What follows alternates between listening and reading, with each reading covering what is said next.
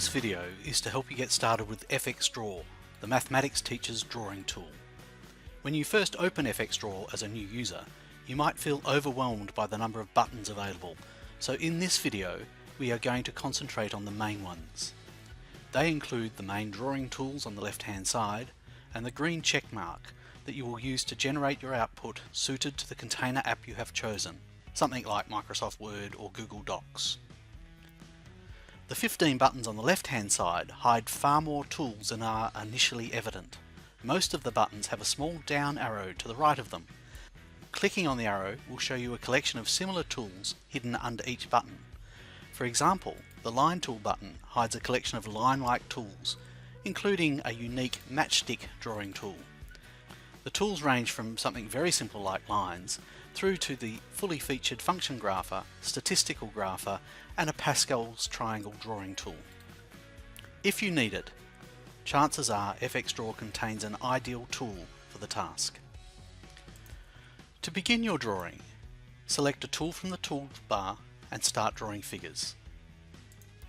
It should become quickly evident as you are drawing that FXDraw knows a lot about mathematics and it uses that knowledge to make your job easier. Here it is saying that you'll probably want to draw a common tangent and it will automatically snap your line to the appropriate points. That level of mathematical knowledge is embedded into all of FXDraw's tools.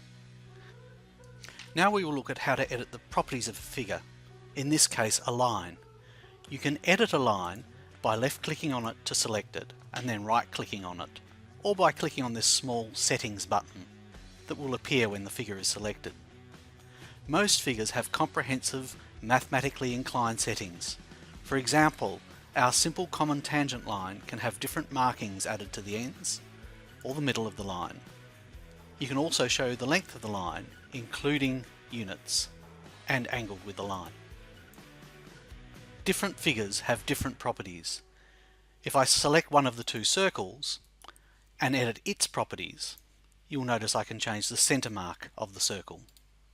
As you experiment with FXDraw, make sure you try editing the properties of all the various figures. There are some very powerful options available. Once you are satisfied with your diagram, click on the green check mark. This will allow you to include your diagram in your document. The exact processes you follow to add your diagram and edit it later are dependent on where you want the graphic to appear and which mode you are using our software in. Please ensure that you view the appropriate Using the Output videos on the Start Here and Learn pages of our Help Center. FXDraw's collection of mathematical tools is extremely comprehensive. For example, here I am using the function graphing tool to draw a parabola.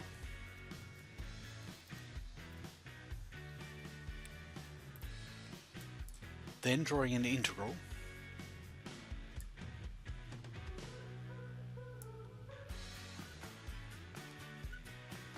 then rotating the integral around the y-axis to produce a solid.